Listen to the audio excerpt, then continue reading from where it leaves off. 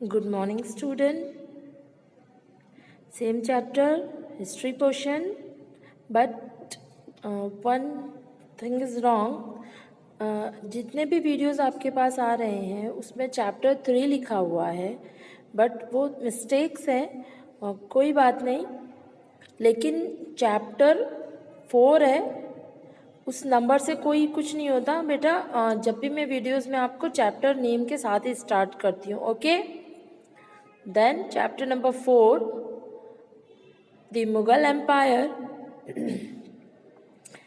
Page number 26.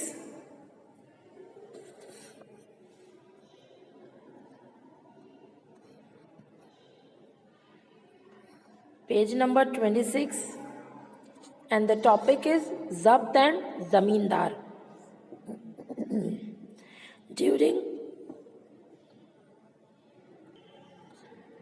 During Akbar region, the main source of income was through peasantry. Peasantry means किसान, जनता जो होती है किसान. तो अकबर के रीजन में इनकम का मेन सोर्स क्या था? किसान. The Mughals had given the term zamindar to those who had the responsibility to collect taxes from the village headmen, chieftains and rural elites. जो मुगल्स का सिस्टम था उसमें ज़मींदार की रिस्पॉन्सिबिलिटी थी कि वो विलेज के हेडमैन से, चीफ्टेंस यानी सरदार, एंड रूरल एलाइट्स यानी उस विलेज में रहने वाले कुलीन वर्ग के लोग. कुलीन वर्ग मतलब जो फाइनेंशियली स्ट्रांग होते हैं वो लोग, उन सब से टैक्स कलेक्ट करके लेकर आए. These zamindar would exploit the peasant and try to extract as much revenue as they could. और ये जमींदार क्या करते थे? ये जमींदार इनसे तो टैक्स लेते थे, लेकिन साथ के साथ जब वो पीजेंट से टैक्स लेते थे तो वो पूरी कोशिश करते थे कि ज़्यादा से ज़्यादा इनसे टैक्स लिया जाए, इनका एक्सप्लॉयटेशन किया जाए, ताकि जो टैक्स बचता था वो खुद अपने पास रख लेते थे और बाकी का जो टैक्स का सिस्टम है वो मुगल एम्पायर में जमा करवा दिया करते थे. Todarmal Akbar's revenue minister. जो टोडरमल थे वो अकबर के रेवेन्यू मिनिस्टर थे, यानी जितना भी मुगल एम्पायर में एडमिनिस्ट्रेशन के थ्रू जितना भी रेवेन्यू आया करता था वो टोडरमल के अंडर ऑब्जर्वेशन उनके एडमिनिस्ट्रेशन में आया किया करता था. Akbar revenue minister carried out a survey of crop yields prices for a period of 10 years. उन्होंने क्या देखा कि उन्हें ऐसा लगा कि कुछ गलत हो रहा है, तो उन्होंने एक सर्वे किया क्रॉप यील्ड्स का. यील्ड्स मतलब उपज, जितनी भी क्रॉप ग्रो होती है, तो उन्होंने एक सर्वे किया और 10 इयर्स तक के पूरी रिकॉर्ड्स को देखा. ये देखा कि प्राइस क्या है क्रॉप्स की, कौन सी क्रॉप सबसे ज़्यादा होती है, कौन सी क्रॉप्स कम होती है, किसकी प्राइस ज़्यादा है, किसकी प्राइस कम है. ये सर्वे करने के बाद उन्होंने एक सिस्टम निकाला. वो क्या था? Revenue circle were divided in each province with differing revenue rates for different crops. उन्होंने क्या देखा कि हर पीजेंट से एक जैसा टैक्स लेना, जो भी फार्मर है उनसे एक जैसा टैक्स लेना वो गलत है. किसी की लैंड छोटी है, जो वो क्रॉप करता है कभी वो सस्ते दामों में जाती है, कुछ क्रॉप जो है वो कॉस्टली जाती है, महंगे प्राइसेस में जाती है. तो जैसे जिसकी क्रॉप वैसा उसका रेवेन्यू, ये बहुत ही एडजस्टेबल सिस्टम था. तो क्या किया गया कि जो रेवेन्यू सर्कल था यानी टैक्स लेने का जो सिस्टम था, उसके लिए जो विलेजेस थे, जो एम्पायर था, उसको प्रोविंस यानी प्रांतों में डिवाइड कर दिया गया, टुकड़ों में डिवाइड कर दिया गया. और हर एक क्रॉप के लिए according to their crops rate जो थी, टैक्स जो था वो अलग अलग था. दीज वॉज नोन एज जब्त. इस सिस्टम को जब्त कहते हैं. पूरे एम्पायर को टुकड़ों में डिवाइड कर दिया. अब हर जगह से इस तरह से रेवेन्यू कलेक्ट होगा, जिसकी हर क्रॉप की अलग अलग टैक्स पेमेंट की लिस्ट दे दी गई. अब जो है जिसकी जैसी क्रॉप होगी, जिसकी ज़्यादा प्राइजेबल क्रॉप होगी उसको ज़्यादा टैक्स देना पड़ेगा, जिसकी कम प्राइजेबल क्रॉप होगी उसको कम, यानी अकॉर्डिंग टू क्रॉप आपको टैक्स देना पड़ेगा। इस सिस्टम को जब्त कहते हैं। This method was witness in all Mughal periods to keep a careful account of revenue and tax. तो ये जो सिस्टम था ये इतना अच्छा था कि लोगों के लिए भी एक एडजस्टेबल सिस्टम था। मुगल एम्पायर में भी टैक्स के लिए एक बहुत ही अच्छा सिस्टम था। However this was not possible in Gujarat and Bengal, लेकिन ये गुजरात और बंगाल में पॉसिबल नहीं हो सका। Zamindar held an important position during Akbar's time. Akbar के टाइम पे जमींदार एक इम्पॉर्टेंट पोजीशन पे थे। There was a great risk of a rebellion by the zamindar along with some peasant of the same caste. उस बंगाल और गुजरात में जो पीजेंट्स थे उनके ऊपर जमींदारों ने बहुत ज़्यादा ही फोर्सफुली टैक्स लागू कर रखा था। इस वजह से वहाँ हमें रिबेल देखने को मिली। There were number of peasants revolt which weakened the stability of Mughal empire in 17th century. तो ये भी एक वजह थी कि 17th सेंचुरी के आते आते बहुत सारे पीजेंट्स ने रिवोल्ट स्टार्ट कर दी थी। Akbar policy. Akbar policy. Abul Fazl was Akbar royal patron who wrote the book Akbarnama. एक रॉयल पैट्रोन था अकबर का। पैट्रोन मीन संरक्षक भी होता है।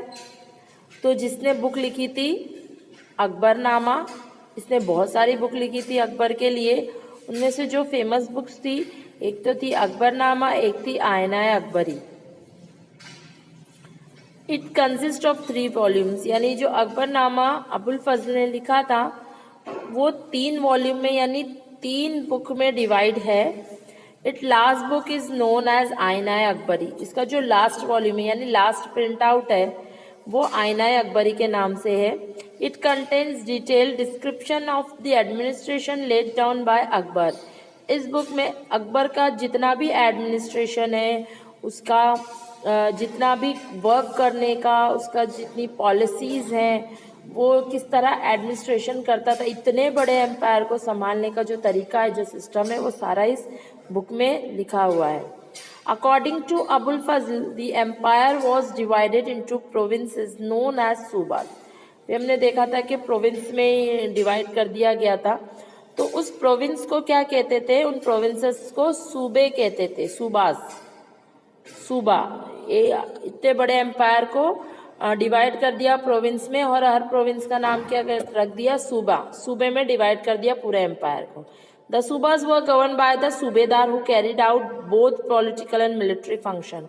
हर सूबे का एक हेड डिक्लेयर कर दिया गया जिसको सूबेदार कहते हैं। वो सूबेदार उस सूबे का मिलिट्री और पॉलिटिकली फंक्शंस जितने भी होते हैं वो डन करेंगे। The subas also had a financial officer और दीवान। इसके बाद सूबेदार के बाद हर सूबे में एक फाइनेंशियल एडमिनिस्ट्रेटर है, उसको दीवान कहते थे। यानी जो वहाँ के टैक्स कलेक्शन करके अपने सूबे का रखेगा उसको दीवान कहते थे। There were other officer who help in maintaining peace and order. सूबेदार की हेल्प करने के लिए अदर ऑफिसर्स भी रहते थे जो वहाँ पे पीस और ऑर्डर मेंटेन करके रखते थे, जो शांति बनाए रखते थे। दे वर दी मिलिट्री पे मास्टर दी बख्शी। तो जो मिलिट्री का जो यानी मिलिट्री को जो पेमेंट होती थी उसका जो पे मास्टर होता था उसको बख्शी कहते थे। The minister in charge of religious and charitable patronage सदर। अब जो थे एक और मंत्री थे जो हेल्प करते थे उसकी सूबेदार की, वो थे सदर। सदर कौन थे? सदर जो उस सूबे के रिलीजियस को और मतलब धर्मों के जितने भी काम होते हैं और साथ के साथ वहाँ पे जो चैरिटी करते हैं, जो दान करते हैं, तो ये सारों चीज़ों का देखरेख जो है वहाँ के सदर करते थे। मिलिट्री कमांडर्स होते थे जिसे फौजदार कहते हैं। टाउन पुलिस होती थी जिसे कोतवाल कहते थे। तो ये सारा सिस्टम था जो सूबे में हर एक, जिस तरह आज हम देखते हैं हमारा एडमिनिस्ट्रेशन, हम देखते हैं ना सेंट्रल गवर्नमेंट स्टेट गवर्नमेंट में हर एक चीज़ के लिए अलग अलग से जैसे आईएएस ऑफिसर है डिस्ट्रिक्ट के लिए, तहसील है, चेयरमैन है, तो ये सारी चीज़ें जिस तरह आज हम देख रहे हैं, तो ये सारा एडमिनिस्ट्रेशन अकबर के टाइम पर भी था। हर एक चीज़ के लिए, हर एक डिपार्टमेंट के लिए अलग से एक ऑफिसर नियुक्त किया गया था। In the 1570 when Akbar was in Fatehpur Sikri, he started discussion on religion with ulama, Brahmins, Jesuit priests who were Roman Catholics and Zoroastrian। जब अकबर फतेहपुर सीकरी में थे तो उन्होंने डिस्कशन स्टार्ट की थी किसके साथ? उलेमा मीन्स जो मुस्लिम्स इस्लाम में जो हेड होते हैं उन्हें उलेमा कहते हैं, ब्राह्मण जो हिंदू में हेड होते हैं, जीसस प्रीस्ट यानी जो क्रिश्चियन के हेड होते हैं, तो रोमन कैथोलिक्स जो उस टाइम पर क्रिश्चियनिटी का नाम दिया जाता था, कैथोलिक सबसे ऊंचा माना जाता है क्रिश्चियनिटी में कैथोलिक, और ज़ोरोस्ट्रियन मतलब Parsi. These religious discussion took place in the इबादत खाना। तो अकबर का जो इबादत खाना था यानी जहाँ वो अपने इस्लाम को, जहाँ वो नमाज अदा करते थे, जहाँ पर वो अपने अल्लाह से उनकी इबादत करते थे, और वहाँ पर ये डिस्कशन होता था। The religious discussion took place in the Ibadat Khana. He was interested in the religion and social custom of various people. उन्हें बहुत इंटरेस्ट था अदर रिलीजन में और अदर रिलीजियस के जितने कस्टम्स होते थे, रीति रिवाज होते थे। तो these interaction he could realize that religious scholars who emphasized ritual and dogma were often bigots। कि उन्हें इन लोगों से डिस्कशन करने से और इंटरेक्शन करने से ये पता चला कि ये जो है सब अपने अपने रिलीजियस के डोगमा मतलब सिद्धांत होते हैं, प्रिंसिपल, यानी जो किसी भी रिलीजियस के प्रिंसिपल होते हैं ना, सिद्धांत होते हैं, तो ये सब अपने अपने रिलीजियस के डोगमा में बिगॉट्स हैं। बिगॉट्स मतलब कट्टर होते हैं ना, कट्टरपंथी किसी भी चीज़। तो ये देखा इन्होंने, जब इनसे डिस्कशन की तो पता चला कि सब अपने अपने रिलीजियस के प्रिंसिपल्स के लिए, सिद्धांत के लिए बहुत कट्टर है। Division and disharmony amongst people were created by the teaching eventually. और ये देखा गया कि ये लोग जो हैं, इनकी जो सोच है, इनकी जो थिंकिंग है, इनका जो टीचिंग सिस्टम है, ये लोगों को एक ना करते हुए ये डिफरेंट कर रहा है। इन लोगों की सोच जो है बहुत गलत सोच दे रहे हैं, ये लोगों को एक नहीं करके रख रहे। This led Akbar to the idea of sulh kul और यूनिवर्सल पीस। ये चीज़ जो थी अकबर को सोचने में मजबूर कर दी कि ये गलत है, लोग एक होने चाहिए, रिलीजियस के बेस पे अलग नहीं होने चाहिए। रिलीजियस सबको पीस एंड पीसफुली एनवायरनमेंट सिखाता है कि शांति रखो। हर रिलीजियस आप देखिए, कोई भी रिलीजियस हो, कोई भी रिलीजियस हो, उसका एक ही मेन मोटिव होता है, इंसान जो है सामने वाले इंसान की हेल्प करे और उसके साथ प्रेम भाव के साथ रहे, ना कि लड़ झगड़ के।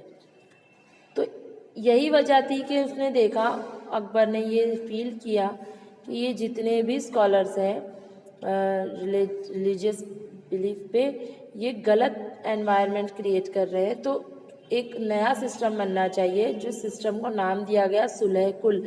सुलह करना यानी राजीनामा करना, और कुल मतलब टोटल। तो यूनिवर्सल पीस यानी पूरे यूनिवर्स में शांति होनी चाहिए। This idea of tolerance was universal in nature. It did not discriminate between people of different religious. ये आइडिया ये कहता था कि धर्मों के नाम पर लोगों को नहीं बांटना चाहिए। It was instead found on a system of ethic which were universally acceptable.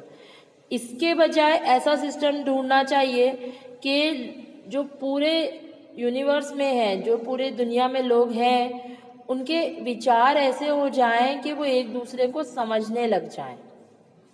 Akbar framed a vision of government around the idea of sulh kul. With the help of Abul Fazl, Jahangir and Shahjahan follow this principle of governance. तो ये जो idea था अकबर का कि हर religious को बराबर समझा जाए, लोगों में ये विचार पैदा हो कि हर रिलीजियस एक दूसरे के लिए बहुत अच्छा है, बराबर है, सबकी अपने आप में एक इम्पॉर्टेंस है। लोगों को एक दूसरे के रिलीजियस के प्रति सम्मान रखना चाहिए, एक दूसरे के प्रति सम्मान रखना चाहिए और मिलजुल कर शांति बनाए रखना चाहिए। तो ये आइडिया आगे जाकर जहांगीर और शाहजहां ने भी फॉलो किया। आज के लिए बस इतना ही। नेक्स्ट टॉपिक हम देखेंगे Mughal empire in 17th century and after.